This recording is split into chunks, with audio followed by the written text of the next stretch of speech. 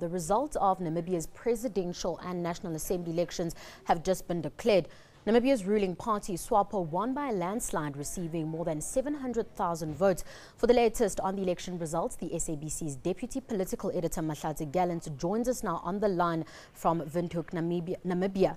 Mahlatse, good evening and welcome. Good evening, Cabinet. Now, Mahlatse, we understand that the results have been released. What's the latest on your side?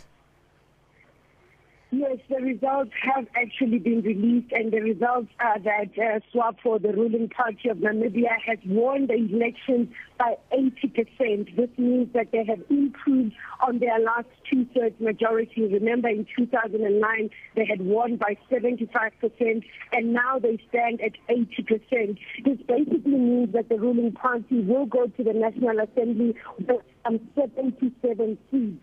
Also looking at the presidential race, remembering that Namibians directly choose the president or directly vote for the president.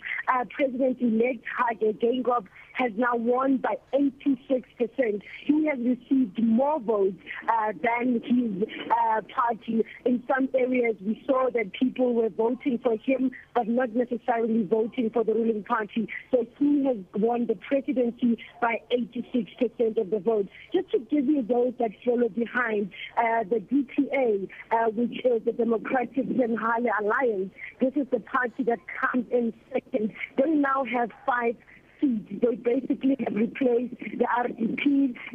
The RDP were the official opposition in this country. They have now been replaced by DPA with 5 seats and RDP with 3 seats.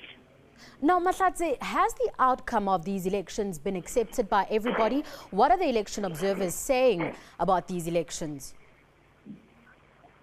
Election observers have declared these elections free, fair and credible. We had a team of SADC observers led by Minister of International Relations, Maite Mashabane, and we had a team from the AU. Combined, they made about just a team of over 100 people, and they've declared them free and fair. They have acknowledged that there were challenges like we saw on election day with voting machines jamming and the machines used to scan the barcodes are not working as they should, leading to long delays and people voting until the early hours of the morning. But they're saying that because the ECN acknowledged the problems early on voting day and then was able to speak out on them, the election process was able to proceed. We heard unhappiness from opposition parties. The RDP complained and said that the elections should be declared null and void. But as you can see, as of now, the ECN says that yes, they had problems, but the elections were credible. Now, Mahlatse, I saw that the U.S. Secretary of State John Kerry has congratulated Namibia on the turnout in terms of first-time voters. What's your opinion on that? Were, the young voters there?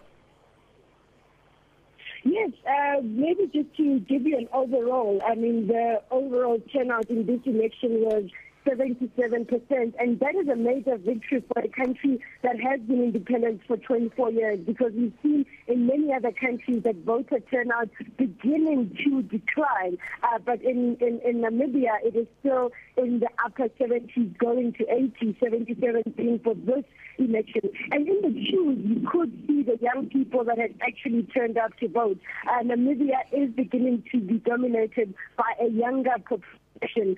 We know that about 200,000 of them were first-time voters that were voting for the first time in these elections, and we saw them in the queues. Obviously, we still need to see a breakdown of how many did actually contribute in this election, but in the queues, you could clearly see the youth coming out in their numbers. Thank you so much for your time, Mahlatse. That was the SABC's deputy political editor, Mahlatse Gallant, on the line to us from Windhoek, Namibia.